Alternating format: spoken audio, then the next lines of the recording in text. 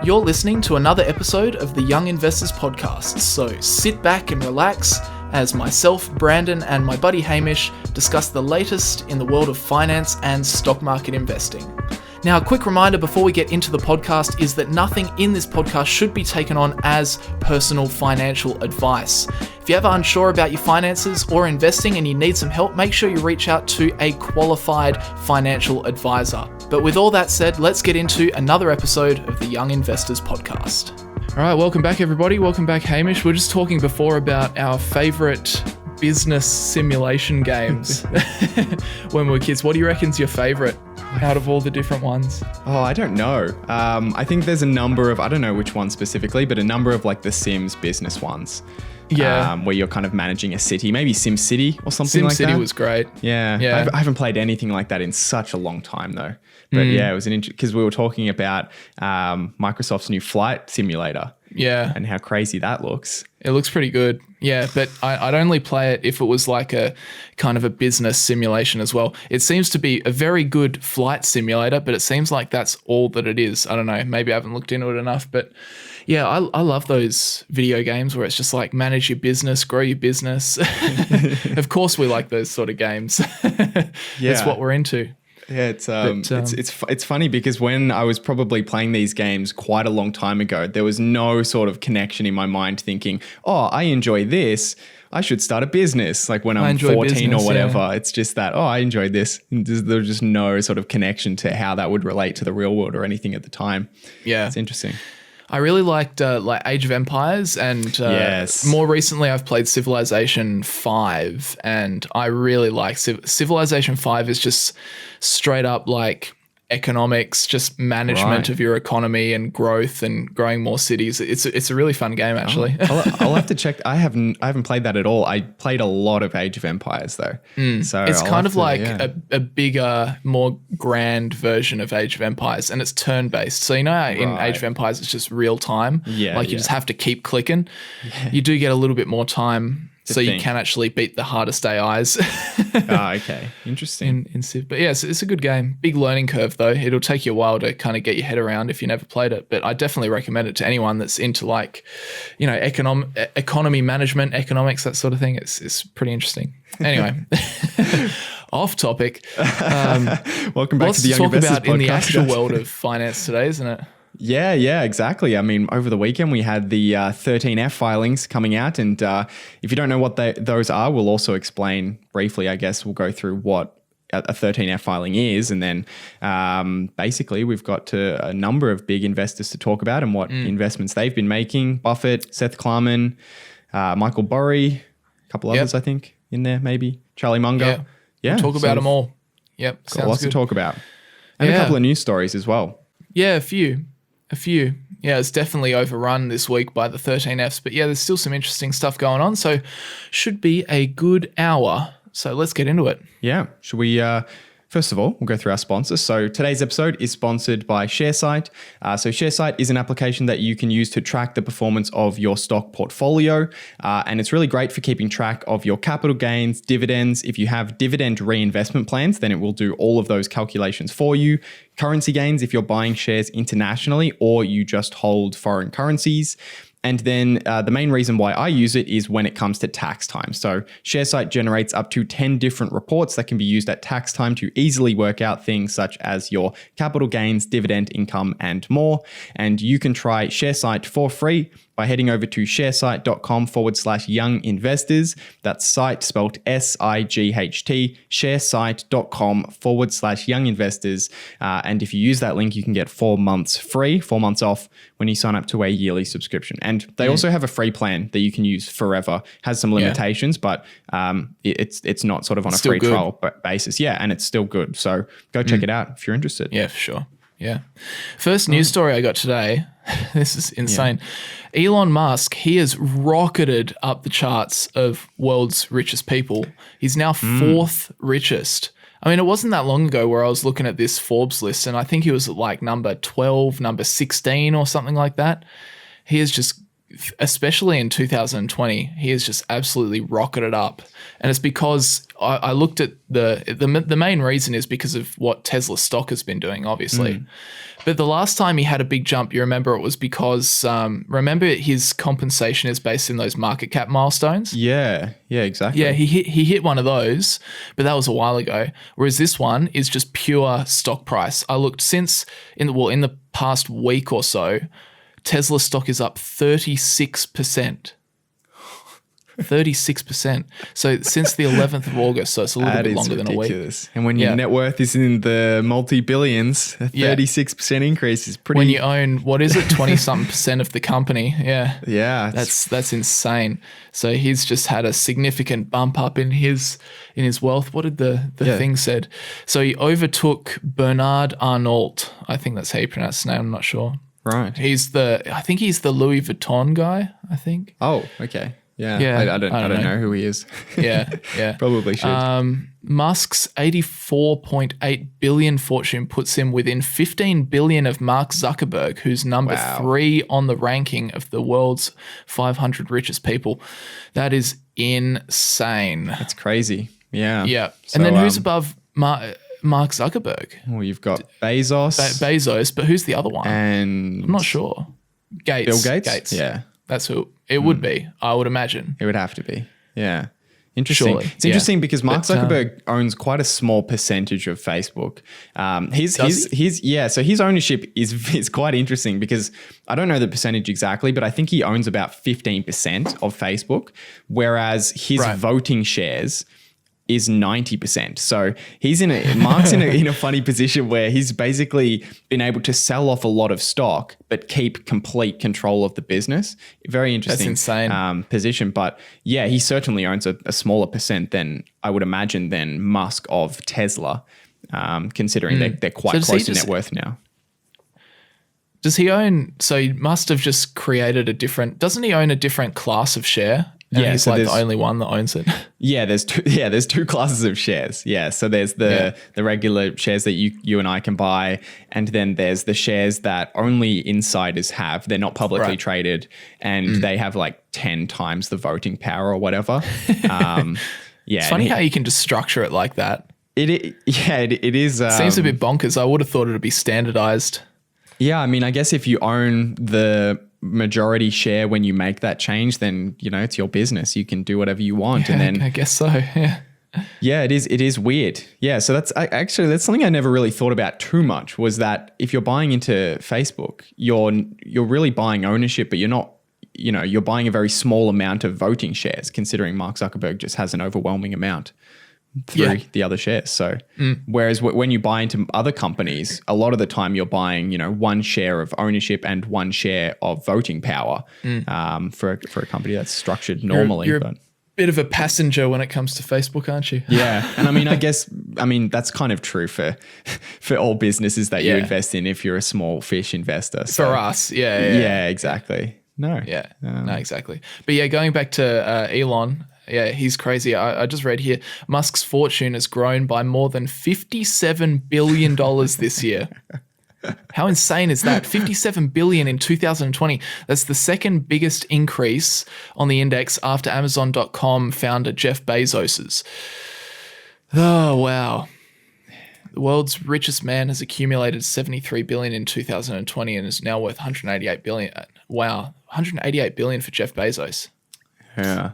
That's intense. The crazy thing is, though, it only takes, if there's a big crash, they lose so much so quickly. I mean, imagine what happened in March when the market went down 40%.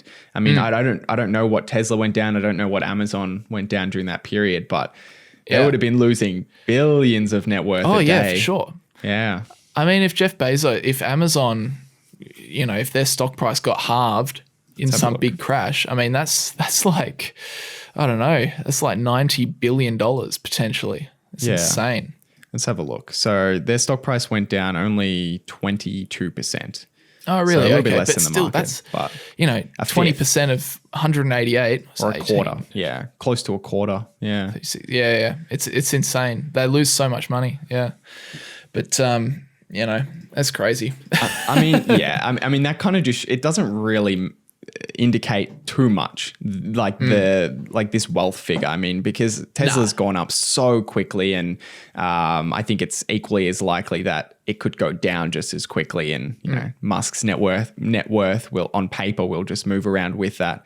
There's nothing really to look too closely at, I think, in the short term at least. It's kind of one of those metrics you just have to look at how it's changed over the long term as these businesses have grown. But I just look at it because it's interesting.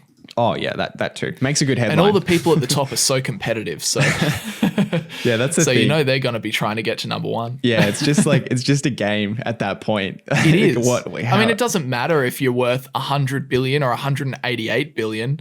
I mean, you still can't spend that amount of money in your lifetime. Yeah, it is. It's just a game. It's just legacy, isn't it? Legacy. Yeah, that's it. Anyway, thought that was interesting. Good on you. I mean, if there's going to be someone getting filthy rich out there, I kind of want it to be Elon Musk, because at least he's doing good things in the world. He's doing something good. Yeah. Yeah, exactly. Anyway, all right, should we move on? Yeah, let's get into some of these 13F filings, and maybe we should go through. Do you want to sort of give us a brief thing about what a 13F filing is? Because I'm sure a lot of people are not familiar with that. Yeah, so I just looked up on Investopedia. They're great. Yeah, saved my skin many times. But yeah, it's essentially a quarterly report that if you manage a lot of money, you have to file it, and it shows you what it shows the public what you're buying and selling. So the technical definition from Investopedia is a 13F is a quarterly report that is required to be filed by all institutional investment managers with at least 100 million in assets under management. It discloses their equity holdings and can thus provide insight into what the smart money is doing in the market, because you compare 13Fs from previous quarters, and because it shows you all their equity holdings, you can see what they're buying into or what they're selling out of and by how much. So it just shows you what they're doing. And as a small-time investor, these are incredibly valuable. These 13F filings, not because you just copy them. Like a lot of people do just copy Warren Buffett's 13F, like whatever he does, they do. Because I think there's like some stat where even though you're looking in hindsight, even though you get the 13F of Q2, what is it, like 7 weeks after Q2 finishes. So it could be anywhere between, 3 weeks and 7 months to, 3 months and 7 weeks ago to 7 weeks ago that he might have bought that stock. Yeah. There's some like statistic where if you still bought it as soon as the 13F came out, you'd still be up like making double digit per year kind of thing. But all right, okay, yeah, interesting. But I certainly don't use them to just make investments, but it's good to see what the big investors are thinking about and what they're investing in, so that you can do your own research and try and figure out, piece together the puzzle for yourself. Yeah, definitely. And there was a good website that for looking at these filings and kind of consolidating all the information, because if you just go to the SEC website, it can be, it's hard. It's a shocking website. They need to fix that. It's garbage. Yeah. Trump, put some money into the SEC and get him a new website. No, but Tom from Invest with Tom, is that his channel? Investing with Tom. Yeah. So he recommended a website called whalewisdom.com. Yep. So whale, like the fish, whalewisdom.com. That website is great. I haven't used it too much, but it's awesome for just putting together all of that information. The other thing go on. I was just going to say, I use one called Guru Focus. I find that's a good one. Yeah. I've used that one before. Yeah. The only other thing I was going to say is that there's a couple of things that these filings don't show us, which are important to sort of understand. So understanding the context of these filings. The first is short positions. So any bets against a stock or against the market, anything like that, won't show up in these filings. They only show us long positions. So investments directly in businesses or call options, which are contracts. And there's actually an example of that. So maybe we'll go through an explanation of what that is when we get to that. But yeah, sure. They also don't show investments in some other asset classes like property, for example. And they also don't show cash positions. So even if a certain fund's portfolio had gone up during the last 3 months or since the last filing, it's not necessarily the case that they have less invested in cash, if that makes sense, because they could have more money coming into the fund and they might have a really large cash position on the side, or whatever. We don't know what the cash position is, and we don't know how it's changed. Yeah, exactly. So it's purely just equity holdings. Yeah, exactly. So that's something just to keep in mind in the context of looking at these portfolios. Yeah, exactly. So obviously the most, the most followed 13F is definitely that of Mr. Warren Buffett. And his was pretty interesting. I've made a couple of videos on it already on the channel for this quarter. The first, I guess, key point, I've got 3 key points. The first key one was that in this 13F, there was a new buy in a company called Barrick Gold, which I think is the world's 2nd largest gold miner. Right. So this is an interesting position because if you don't know, Berkshire's portfolio is worth $202 billion. So a $500 million investment in a gold miner is very, very small. In fact, it was only 0.28% of their portfolio. So it's a very, very small position. And another thing to remember is that Warren Buffett is not the only person in Berkshire Hathaway that manages money. There's also Ted and Todd, and they manage about 10, I think it's just over 10, it would be over $10 billion now. So for them, I've heard a lot, and I kind of agree with this position, is that a lot of people are saying that it was probably either Ted or Todd that made this buy in Barrick Gold, because it's just so small. Like Buffett wouldn't care. Because it's only 500, it's 0.28% of their $202 billion portfolio. They've got $146 billion of cash sitting on the sidelines. Like Buffett's looking for billion-dollar opportunities, not $500 million kind of thing. Yeah, yeah, definitely. And they were saying that conveniently, $500 million is about 5% of $10 billion. So is this one of the 2 guys just looking to, have a 5% kind of gold investment? Yeah, that's what I was just about to say, because I think Ray Dalio, I don't know exactly what Ray Dalio's position is on gold, but I think I've heard that he suggests about 5%. No, that's true. Yeah, that's true. Yeah, it's fascinating that it's kind of exactly 5% of how much the other fund managers at Berkshire invest.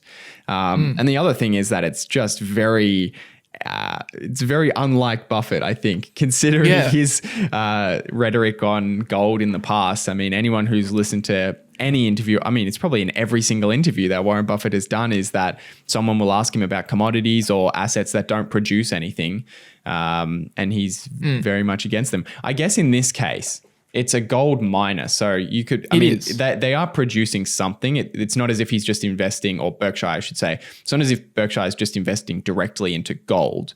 That's not productive. They're investing into a company that mines gold, and that's what I thought. It's interesting. This is like the most Warren Buffett style investment into gold that you can get. Yeah. not buying physical gold, buying a business that doesn't create, but mines gold. One interesting comment that I found was that if you look at this investment, technically Warren Buffett isn't buying gold, he's selling gold because he's buying a company that mines it and sells it. So, but I don't know, is this a ploy? Is this a tactic to try and take advantage of the high gold price? Is he imagining gold prices are going to stay up high? Because obviously with a gold miner, the price that you can sell your gold at, the going rate, is going to directly affect how much money you make as a business. So yeah, and I mean, you look at a lot of these miners and the price of the metal, whether it's gold or some other kind of metal, it basically impacts whether they're profitable or not. You'll see that as sort of the price of, like, say, silver or something, or some other kind of metal, as it fluctuates over time, you can look at the profits of that business, and sometimes they're profitable, sometimes they're losing a ton of money for a couple of years. So certainly the price of that commodity is a huge impactor on the success of the business. And there's minor other things, like how efficient can they be with their equipment, and I don't even know much about this industry, but sites that they pick to mine, and the cost of buying that land or whatever it is in relation to that. But I'm sure that the price of the commodity is the primary driver of how much money that they make. I guess the 3 things I think about which influence profitability is the price of gold, how much you can produce, and then the costs of running your business. I mean, I think they would be the three big boys that would influence your profitability. How much you can dig up, how much you can sell it for, and then how much of that money gets taken away in your expenses. Yeah. And then, I mean, I guess the reason why, I mean, I'm not very interested in this stuff anyway, but the reason why I would stay away from it is because one of those factors, the price of gold, is just so unpredictable, whereas that's not necessarily the case for other types of businesses. It's not necessarily the case that one of the major drivers of how much revenue or how much profit they produce is really unpredictable. And maybe it's not that unpredictable. Maybe it's just an area that I haven't looked into. No, I think it is, because I mean, even they say that gold's can't even be classed as a commodity. Oh, really? Because you think about things like oil. Well, the price of oil can be, you can reasonably guess what's going to happen because it's a major player in how our economy works. Like there's a supply and a demand for oil. Now there is a supply and a demand for gold in real world use for like electronics, but it's not very much. Yeah. In fact, I read that a third of the world's gold is just used in the realm of finance. Like it's store of so value that's kind of why a thing. lot of people say don't even call gold a commodity, because a commodity kind of implies, like It's got a utility. wheat or steel. It's got some sort of utility. Whereas while gold does have a small utility, it's basically just used, in investing and finance. Right. Okay. Yeah. That's interesting. So I found that interesting. Yeah. Yeah. Right. But yeah, I think that was kind of like the first key thing coming out of the 13F. But I actually don't. The more that I read into it, the less I worry. The more that I think that it wasn't Warren Buffett at all. Yeah, we usually find out a month or two later. He'll do some kind of interview and we'll find out what has happened. The same thing happened when Amazon was bought by Berkshire. It might have been even the last 13F filing or the 13F before that. There was a small investment made in Amazon. And then it wasn't him. And it wasn't him that did it. So, yeah. Yeah. The second thing, which we don't have to spend too much time on, was that we saw that, Buffett did sell out of the airlines. He told us about this back in the shareholder meeting. But this was the first 13F where it showed up. And yes, he definitely did sell out of all four of his airline positions. Wouldn't that be funny if he'd just like doubled his position in them? No, well, he said, because it was like a couple of weeks into Q2 when he did the shareholder meeting. So it's just like, we've sold out all of our positions. And then by the end of the quarter, they've just bought. He's acquired like 30% of all of them. What a hilarious. plot twist that would have been. That would have been crazy. Yeah, or he just has 9.99% of all of them, just under the reporting requirement. Yeah, that's so funny. And he's actually just done this. He's used his Buffett effect and done this complete airline arbitrage on the rest of the world. The big airline short. That's hilarious. But yeah, I don't think there's anything too much to talk about here because we already know the deal with the airlines. Buffett wants out. He thinks he made a mistake with them. He sold out completely. These four stocks. So he sold out of 7 stocks this quarter. Right. And 4 of them, the 4 airlines, were the biggest contributors to the reduction in his portfolio. Yeah. It's an interesting situation. I mentioned this in one of my videos in that Berkshire, I guess, relative to previous periods of time, has been very inactive, I guess, compared to how much cash they have and how much money they're managing. And even one of the significant investments that they've made recently turned out to be a mistake. It's that there's really been... They're just. I'm waiting to see if they get something big again, like an Apple, where they and even the Apple investment wasn't. It was pretty big, but it wasn't huge at the time. It's just so big now because they've done so well. Grown. So yeah, it'd be interesting to see if they do any big, substantial investments. Still waiting to see. Yeah. I mean, I guess they did the Dominion Energy assets, right? That was $10 billion. It's pretty big, but I want to see something huge.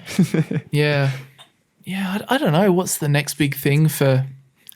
Yeah, I just don't really know. Can't see it coming. Maybe they'll continue to do more kind of acquisition type stuff to improve their wholly owned business, maybe, or businesses, I should say.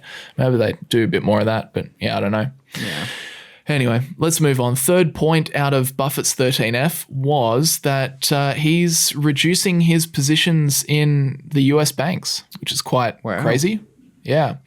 I find this crazy just because, how many times has he gone on the record saying that he's such a big believer in the US banks?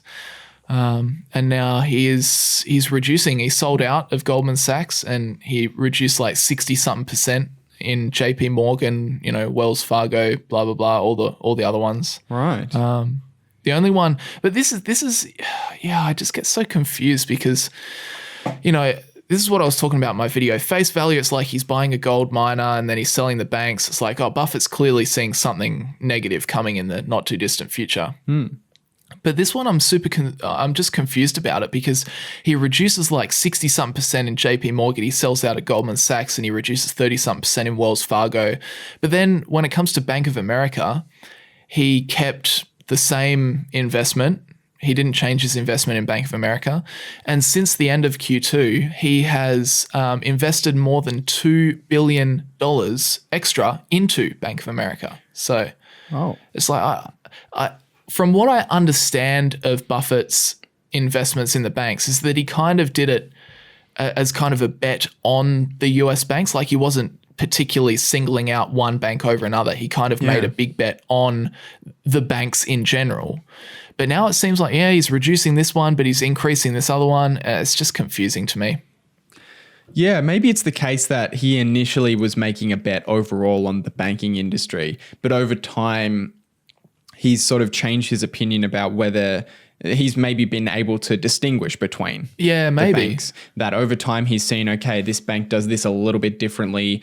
I actually don't like that they do that a little bit differently. I don't think it's going to generate as much cash flow as this other bank. So that's a good point. I don't know. I mean, a lot of the areas that Buffett invests in are areas that I just know nothing about. Which makes it challenging, particularly like energy we spoke about and gold. But I guess in relation to this, it's interesting because another thing that he's sort of gone on about a lot is that he doesn't generally trim positions. So if he's less confident in an investment, he's sort of said that he'll just sell all of it, that he'll get out of it. So it's interesting. It'll be interesting to see if, because he's sold out of Goldman Sachs and he's substantially reduced some of the other banks, whether he will get completely out of the ones that he is selling. I mean, we kind of saw that with the airlines earlier in the year, right? He started to sell them, and that was the big question was, is he selling just a little bit? Is he trimming? Or is he going to sell out completely? And then at the general annual meeting, he said that he sold everything, and that's kind of his philosophy, that if he doesn't believe in it anymore, he's not going to trim. He's going to sell it completely. So interesting to see if that happens. And then maybe he just keeps Bank of America. Maybe he just keeps one bank in there. Yeah. I don't know. Yeah, I mean, he and Charlie Munger seem to both like Bank of America a lot, like much more. That if we go on, we can just quickly talk about this because it doesn't really change too much. Moving on to Charlie Munger's 13F, there was no change. He manages a portfolio of about $100 million for, I can't remember what is the Daily Journal. Daily Journal, yeah. But his biggest position is in Bank of America, and it holds 54% of that portfolio. Wow. Yeah, it's a big position. Yeah. Okay. And then the next biggest investment is in Wells Fargo, and that's 40%. And then he's got US Bancorp, which is 5%, and then POSCO, which is 0.36%. Oh, okay, so that whole portfolio is two banks, basically. Yeah, it's essentially two banks. Yeah. Wow. Yeah. Okay. With the biggest being Bank of America. So Charlie Munger, who's obviously longtime business partner of Warren Buffett, and what's his title in Berkshire Hathaway? Vice President, Vice Chairman, or something like that. Senior Vice President, I don't know. Senior Vice President, yeah. We'll run with that. Water boy. Berkshire Hathaway water boy. But yeah, obviously he and Warren Buffett talk extensively every single day. So they're clearly big fans of Bank of America in particular, both of them. So yeah. Yeah. We'll have Maybe they do just like Bank of America. I don't know. Yeah, maybe. And I guess, I mean, it's about time Buffett did another interview, right? It's been a while. Yeah, I reckon. Doing? Come on. Give us some more content. Yeah, what's CNBC to doing? make YouTube videos about.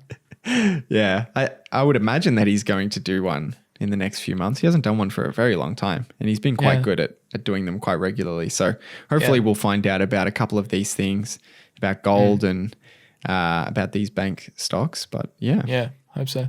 All right, who should we talk about next? Yeah, we could talk about, this is one that I found. So Michael Burry, he manages a fund called Scion Capital, I think is how it's pronounced. And Michael Burry, for those who don't know, became famous around the GFC, and there's a movie about him called The Big Short, and he's Christian Bale. He's Christian Bale. Yeah, same guy. Both of them. Same dude. Actor by day, hedge fund manager by night. Hedge fund manager. Oh, that's great. No, so he made a big famous investment against the US housing market in 2008, which was very successful. Great movie. If you haven't seen it, go check it out. Such a good. I'm going to watch it today. Man, what a movie that is. Yeah. Seriously, if you like this stuff, watch The Big Short. It is such a great movie. They make it well. It's good because it's really good. I think they get just the right amount of technical information that if you're into finance, it really is good. But also, even if you're not super into the finance world, they do these little sort of snippets where they explain tricky concepts, which is, I think, kind of makes it a bit more approachable to the average person. So I'll always remember Ryan Gosling teaching me about mortgage bonds with his Jenga stack with the B's and the double. You remember that? Yeah, he knocks it over. That's the US housing market. Unload the dog shit. Oh dear. Great movie. Go check it out. Yeah, that's great. Anyway, back to the real world. Yeah, so Michael Burry's portfolio for his hedge fund. So he manages $387 million in assets under management. So quite a big portfolio, I guess relative to some of the other investors we'll talk about, smaller. But basically, his portfolio is very interesting at the moment.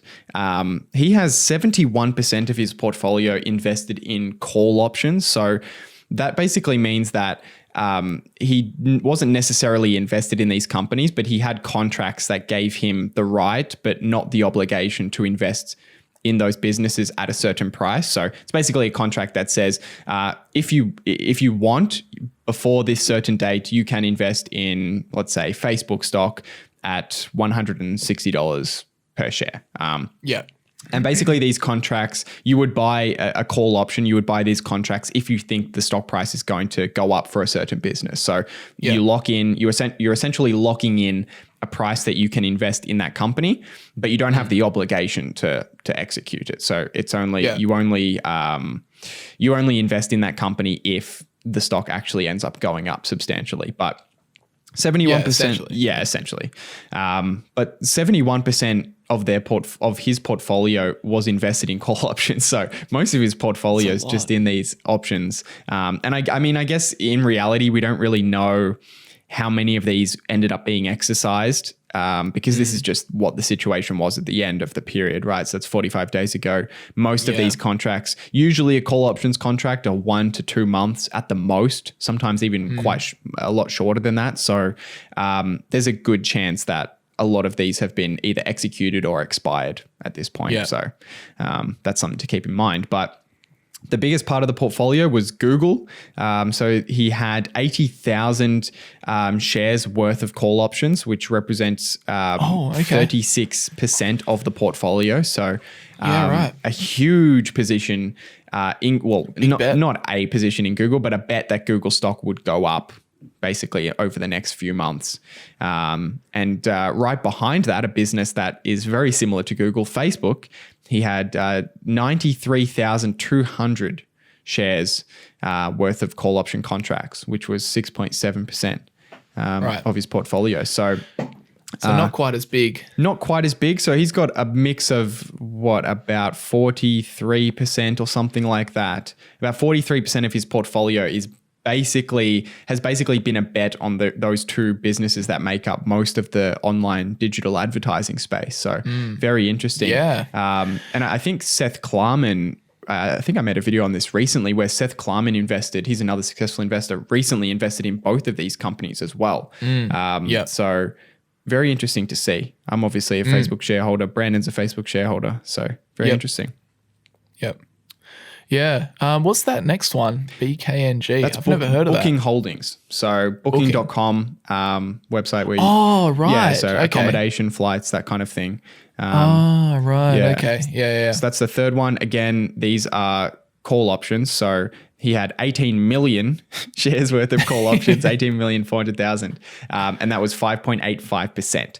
And all three of those stocks have been up in the past couple of months. So it's likely he's made money on these. Yeah. But yeah, I don't know. It's interesting because I obviously like both Google and Facebook. Booking, I like that as well, but I haven't looked into it as much. But yeah, me neither. I like both of those businesses, but would I bet on them to be going up over the next few months? I don't know. It's an interesting thing to use call options because he describes his portfolio as a value style portfolio. So it's certainly interesting that he has most of his portfolio in call options, just short-term stuff. Yeah. Which I guess... Yeah, go on.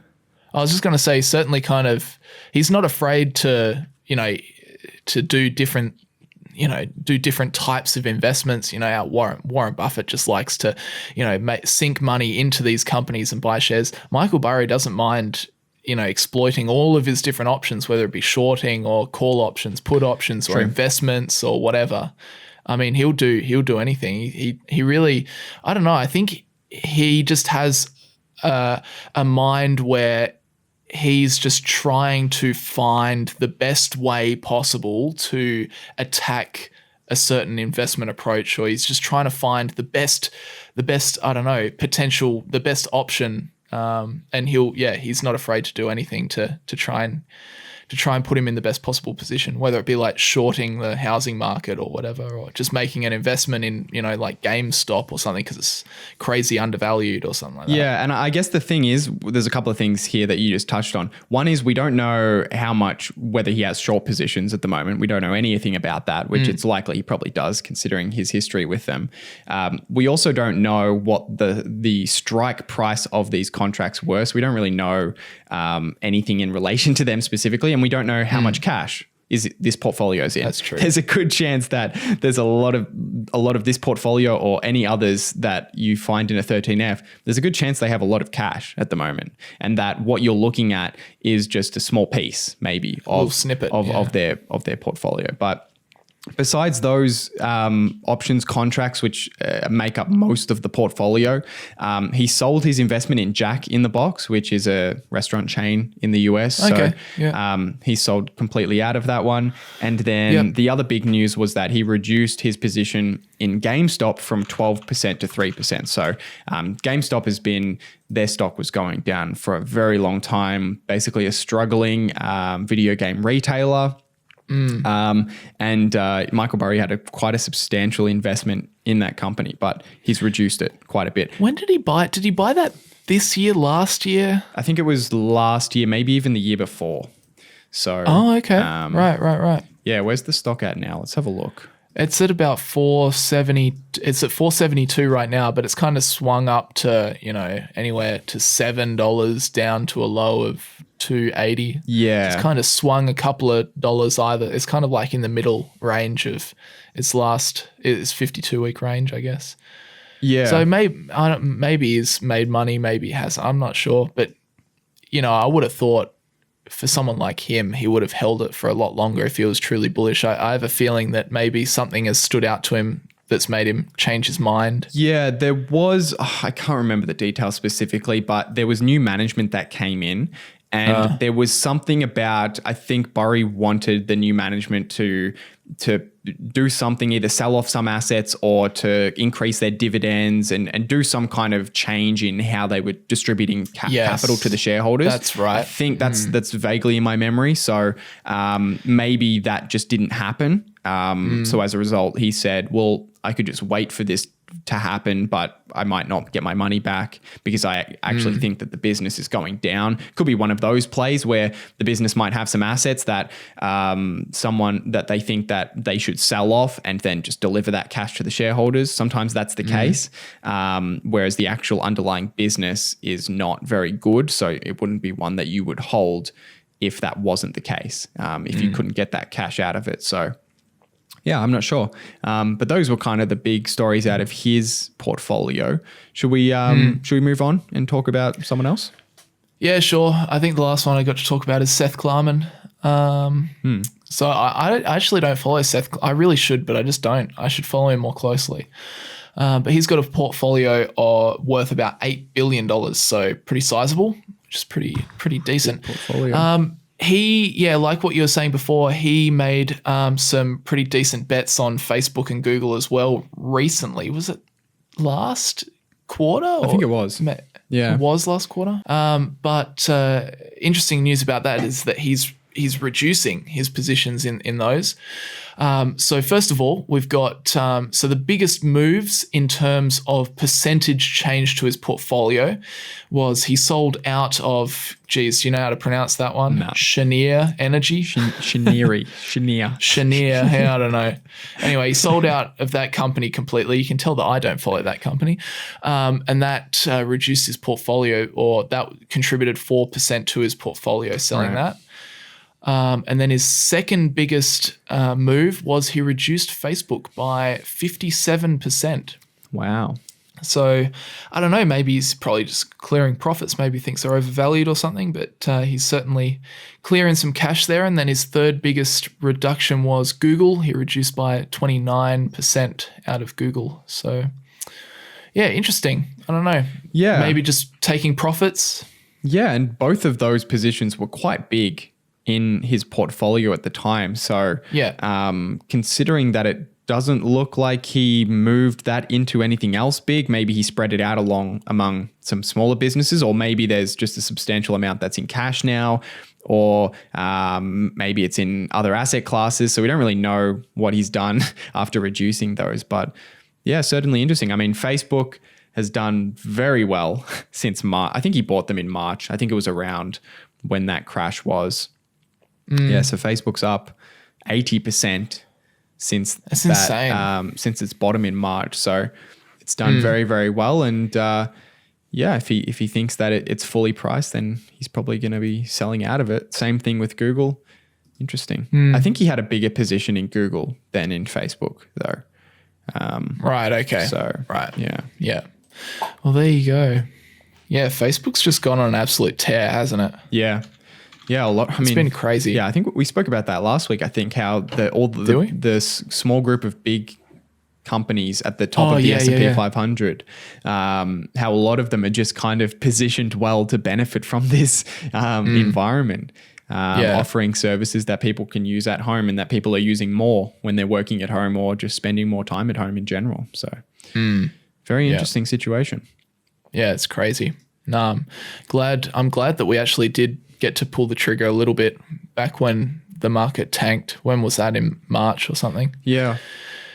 It's just annoying that we couldn't go more, the prices were still pretty high. We were kind of just, I don't know if this was you as well. I think we were talking around that time, because that was when I was in Melbourne, wasn't it? Yeah. Yeah, it was. Yeah. We were talking about how, we wanted to start trickling some money in, but it just wasn't, a lot of these stocks just weren't coming down far enough for us to get really excited. Yeah, I mean, it's certainly a very different reaction than previous crashes, because a lot of the time in the past, it's been a very slow, gradual, it's been a quick decline, but not happening over 3 weeks, happening over 18 months, for example, or 12 months. And then, it taking a pretty long time to get back up. Whereas this crash that we've seen was very much like a flash crash, down very quickly in a couple of weeks. And then a couple of months later, it's back up. I mean, I'm just looking at the S&P 500. It's just below all-time highs, I think. Yeah, not quite all-time highs. Couple of points. But it's close. It's basically at its all-time high. It's basically equal to that. And that was since March, when it was down 38%, whatever that is, 4 or 5 months ago, something like that. So, yeah, it's been... How many positions did you end up adding to when the market went down? I think I added to 3. I added to 1, 2, 3. 1, 2, 3. I added to 4, I think. And oh, really? Yeah, 4. I added to all of mine, actually. Yeah. All right. Yeah. Well, that's Thor, Texas, Facebook, and corporate travel management. Oh, okay. Yeah. I think I added to, I bought Disney. I didn't have a position in Disney before that. Right. Facebook, I think I added more to Tesla. What I bought back then. Can't remember. And I bought like various ETFs, like S&P 500 trackers and ASX 200 trackers. Yeah, I put some more money into the Australian market as well. Yeah. Yeah. All right. Is that all we got to talk about today? I think we'll just move on to some Q&A. Yeah. Well, what are you feeling? We've got this one. What's this? This is a pretty boring news story. Here we go. We'll fly through it. Latest statistics shows super industry has been sapped of more than 300 billion. Australians facing financial hardship due to COVID-19 are still accessing their retirement savings in droves. Early withdrawal requests have sapped the superannuation sector of more than 30 billion. There you go. It's crazy. This is pretty crazy, actually, because latest figures from the Australian Prudential Regulation Authority, there you go, show nearly 4.1 million claims for early super have been lodged to the ATO. 4.1 million That's a claims. lot of people. I wonder. It's just a lot of people. Yeah. I wonder how many people in Australia have super, because obviously there's a percentage of the population that are children that don't have super. Yeah. So I wonder what percentage that is. It seems like that would be high. That would have to be close to a fifth, maybe a sixth or seventh. Yeah. 1 out of 7. Yeah, I'm not sure how many super accounts exist in Australia. That'd be an interesting stat. I'm sure you could find it somewhere. Yeah. But yeah, that's just unbelievable. And especially like we've spoken about this before, but far out. If you are, I mean, the rule's there for a reason. Like you can access, $10,000 out of your super if you need it. So it's like, fair enough. If you need it, if you need to pay bills, and you know the situation with the coronavirus has meant that you can't pay your bills, then take the 10,000 and make sure that you like avoid bankruptcy, for Christ's sake.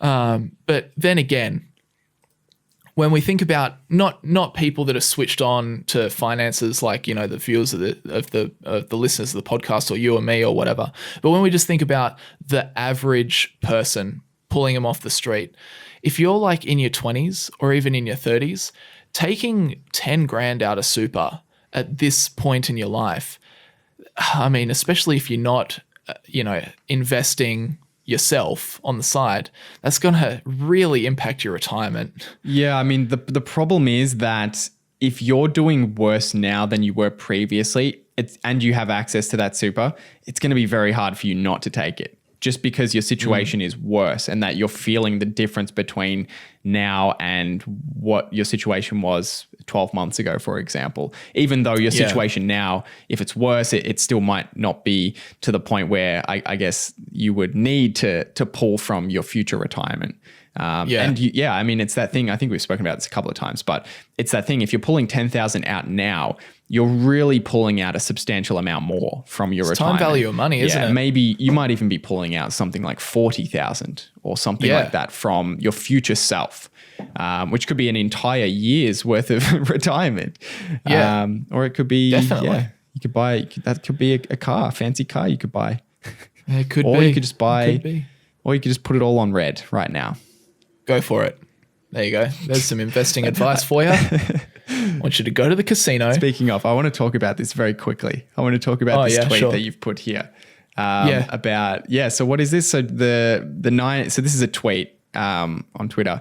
9 News Queensland tweeted that the casino industry in Australia has lost a staggering $14.2 million every day its doors were closed during the pandemic. And this person, Michael Berkman, I don't know who that is. Do you who? No, I don't know either. So this person's replied and basically said, or to put it another way, Australians saved a staggering $14.2 million in gambling losses every single day. Exactly right. That's just the two sides of the coin, isn't it? True. The 9 News tweet is definitely focusing on the business, and then the Michael Bergman tweet is just focusing on the people. Yeah, it's but it's so funny because that's totally the headline that you would always read. Yeah. Oh my gosh, the casino industry is losing 14.2 million every day. But it's like, hang on a minute. Hold on a minute. Doesn't that mean that we're saving money? Yeah. So I like it. I like that the casino industry is losing 14.2 million every day. If they could lose more, that would be great. How dare you say that? I'm not a fan. Not a fan of casinos, must be honest. Yeah, I'm not super in. I like going occasionally. You wouldn't find me there regularly though. And you definitely wouldn't find me staying there for a long time in one period. I wouldn't be the kind of person going back to the ATM. If I take out my money, if I lose it, I'm done. I'll see you later. Yeah.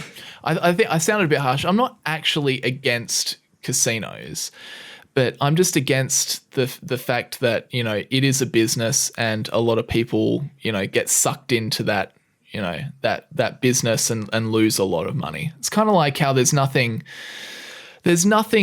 inherently wrong about, a company manufacturing guns. I mean, they're just making guns. I mean, that's okay. The problem that I have is that those guns are then used to kill people, and that's the bit that I really don't like. So, yeah. Fair enough. No issues there. Like nothing to add. Anyway, let's move on into some Q&A. Yeah. Before we do, we've just got an interesting reply from Eve about our topic talking about Uber last week. She says that about Uber Eats, what is controversial in my country is that riders totally get no protection from the company. They cannot claim labor insurance if they have a car accident when they're at work. Also, given the fact that they are using their own scooters, the money they actually make is not that much, as they need to consider the amortization. Indeed, the idea of providing a platform to satisfy the needs and demands is great, but eventually I hope Uber Eats can consider the ethical side. This is an interesting kind of flip side to the equation. So I thought I'd just read that one out.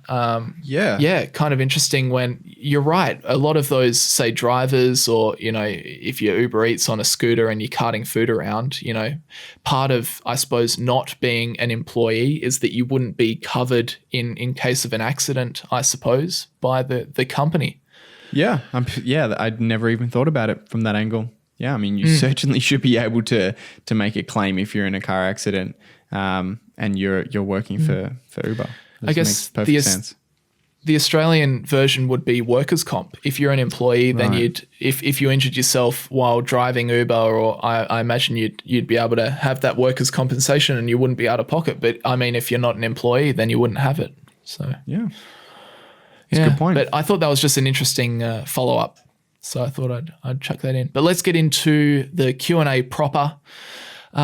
This first one. Hello, guys. Would you ever consider investing in a company which is very reliant on government regulations, for example, Uber or banking stocks? What are your thoughts about investing in heavily regulated industries? Well, I mean, the first thing to say is that all companies are heavily reliant, reliant to some extent on government regulations, no matter what industry it's in.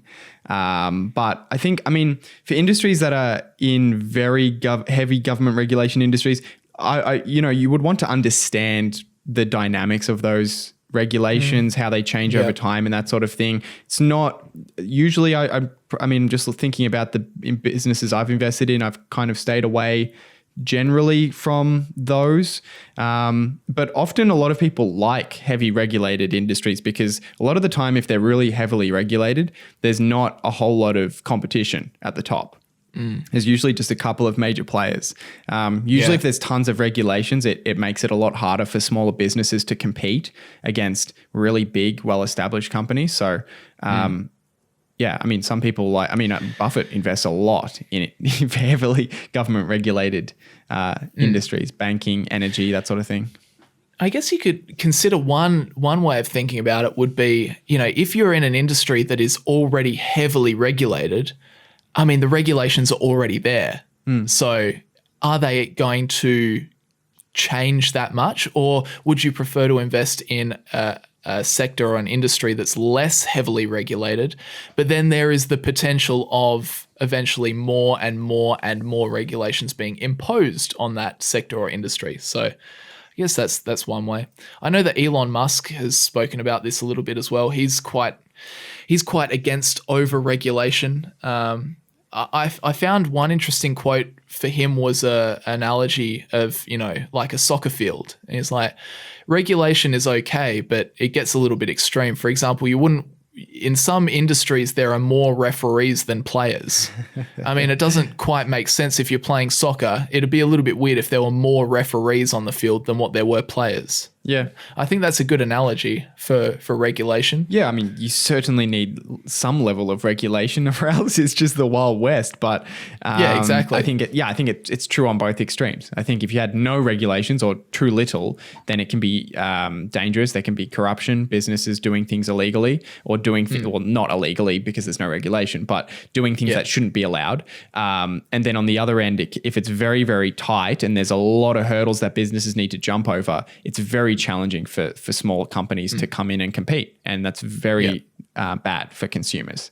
If only the big guy with the huge $100 million legal team can navigate and best go around the regulations, then it's not very good for competition. Yeah, no, exactly. That's it. All right, should we move on to this next one? Yeah, so I'll read this one to you. What percentage of your net worth do you consider as holding too much cash? Net worth. I don't know.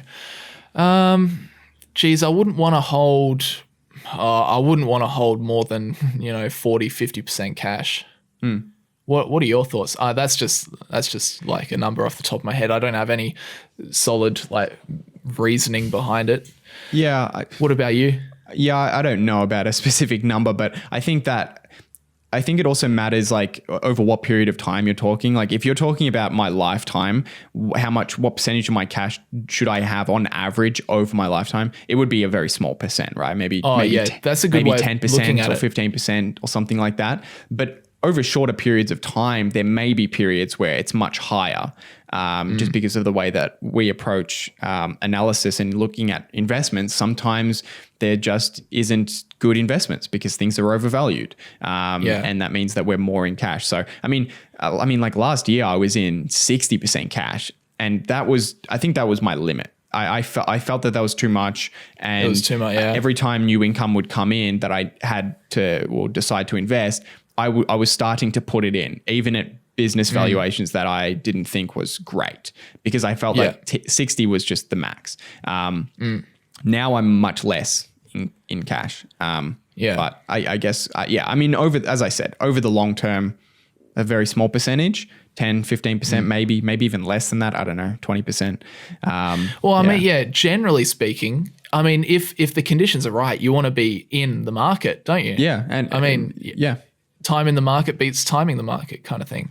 Yeah, exactly right. And there might be periods where you don't want to invest because it's very overvalued, but most of the time you should be investing most of what you have, whether that's in the stock market, not necessarily, it doesn't necessarily have to be the stock market, but investing in some kind of asset. Yeah. All right, cool. Shall we wrap it up there? Yeah. All right. Well, thanks everyone for tuning in. Hope you guys enjoyed this discussion around 13F filings. As always, if you have any questions, then head over to the YouTube version of the podcast at youtube.com/The Young Investors Podcast. Just click on the latest episode, the latest video, and leave us your questions there. And then we just basically put all of the questions into our document, and we go through as many as possible. We've got a couple building up here, so we'll try our best to get through as many as possible. Maybe we'll have to do a Q&A special at some point in the near future. If our backlog gets too big, then we'll just do a Q&A special. Yeah. I like that. They're always fun, those ones. Yeah, awesome. All right, well, and thanks Sharesight for sponsoring this episode of the podcast. But other than that, thanks Brandon for joining us, and I hope you guys have a great weekend. All right, see you guys.